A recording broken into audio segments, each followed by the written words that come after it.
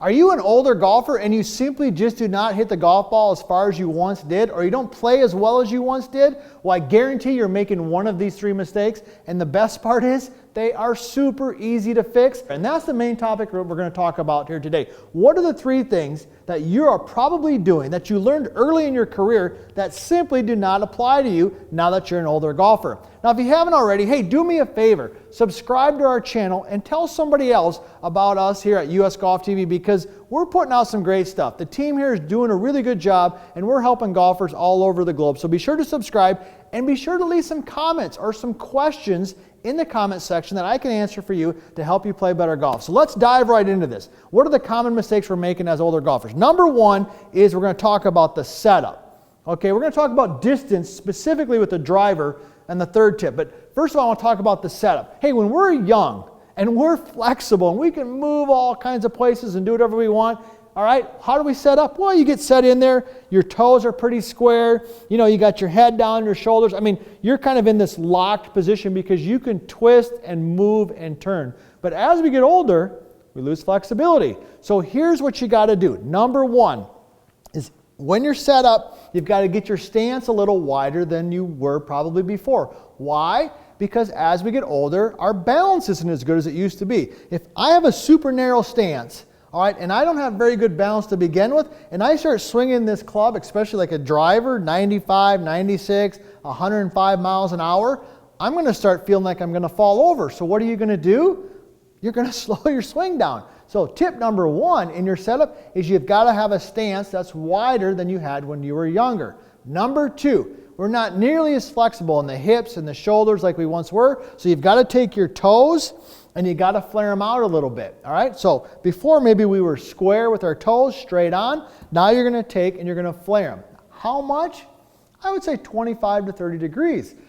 I wouldn't be afraid to go a little bit more than that if you've noticed that you've had some real tightness in your hips and things like that. So when I'm set in here, my stance is a little wider and my toes are out. Now, when my toes are out and my stance is wider, I feel more confident because I don't feel like I'm going to fall out of balance. And number two, now I can rotate my hips more, which is going to allow me to rotate my shoulders more, and it's going to allow me to make a longer swing. So those would be the couple tips that I would give you in your setup. Wider stance, toes out. All right, number two we want to talk about is how are we going to move this darn club? Now, when you're young and you watch these young guys and gals on TV, they can twist and move their body like we've talked about. So a lot of them are hitting golf shots with a lot of body movement, meaning a lot of rotation. And maybe, you could argue in theory that that's the best way to do it.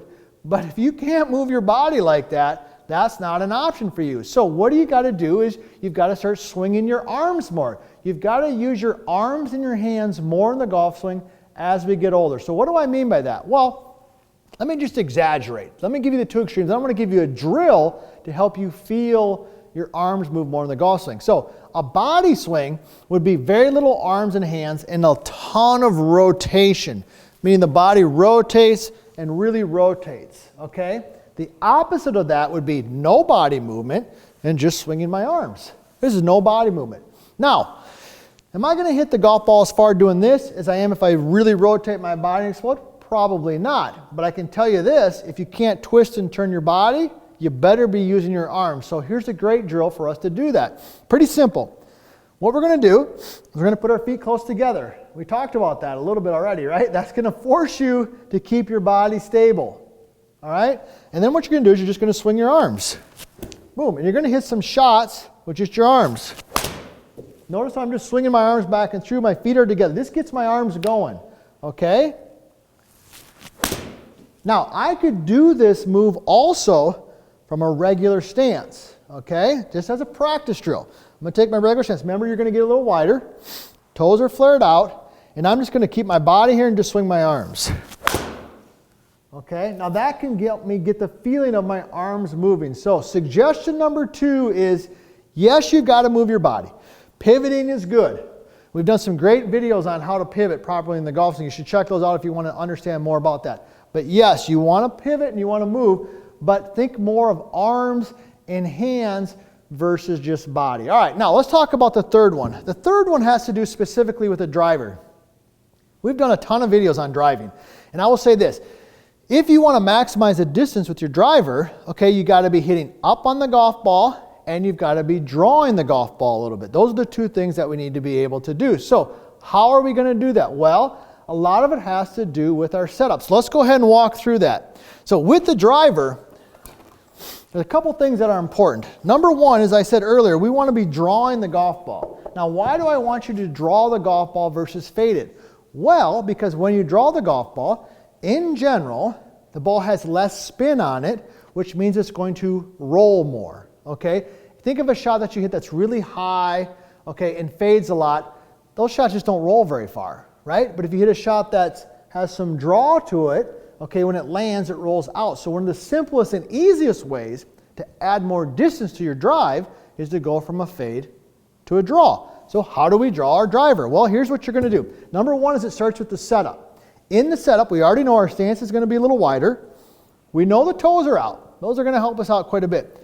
All right, but with the driver specifically, you're going to move the ball forward in the stance. So I like to see it off the inside of the lead heel or more even off the lead toe. That's where we want it to be because when it's more forward, it's going to help us hit up on the golf ball.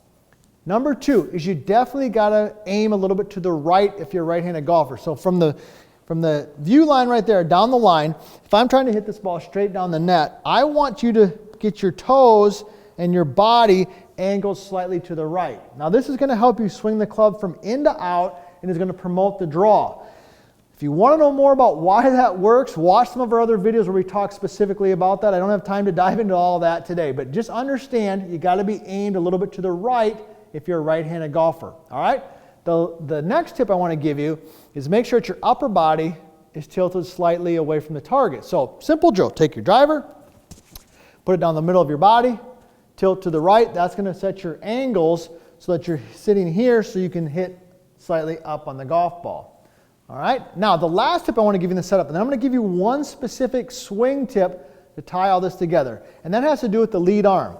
The lead arm should be slightly higher than your trail arm. So down the line, lead arm high, trail arm a little bit low. All right, so when we're set up to the ball for the driver, if we want to promote a draw, because the draw is going to roll more than the fade, all right, ball's forward in the stance, toes are out and I'm wide, okay, slight rightward aim, tilt away with the arm high, just like this. And if you do that, that's going to help you set up to draw the ball. Now, how about the swing? We already know the swing should be more arms than body as we get older. So here's a great drill you can do. We call it the TV drill. It's one of our favorite drills. This part right here is the butt end of the club. When you swing the club, I'm going to do it without a ball here, and when you finish your swing, I want the butt end of the club to be pointed out and to the right of the target line if you're a right-handed golfer. So from a reference point, I'm here, boom, the butt end of the club. Notice how it's pointed out over there. What that's going to do is two things. It's going to help you learn to swing the club from in to out, which is going to promote the draw. And number two is it's going to teach you to release the club face and get the club face back to square. If I do those two things, I'm going to start drawing the golf ball. So the truth of the matter is that as we get older, we can't do things we used to do. What you learn to do when you're 12, 13 years old and learn the game do not apply when you're 40, 50, 60, 70 years old. All right, work with what we got. Get your stance wider. All right, get your toes out when you're set in there. When you go to the golf course, think about swinging more with your arms versus your body. When you're hitting your driver, let's hit a draw versus a fade. Let's get aimed to the right, get the lead arm high, swing the club up and to the right and rotate it. And if we do that, we can start drawing those drives. Just because we're getting older doesn't mean we can't play great golf. We just simply have to adjust to the talents and the resources that we have available. If you do these three things, I guarantee you, you can still play some great golf.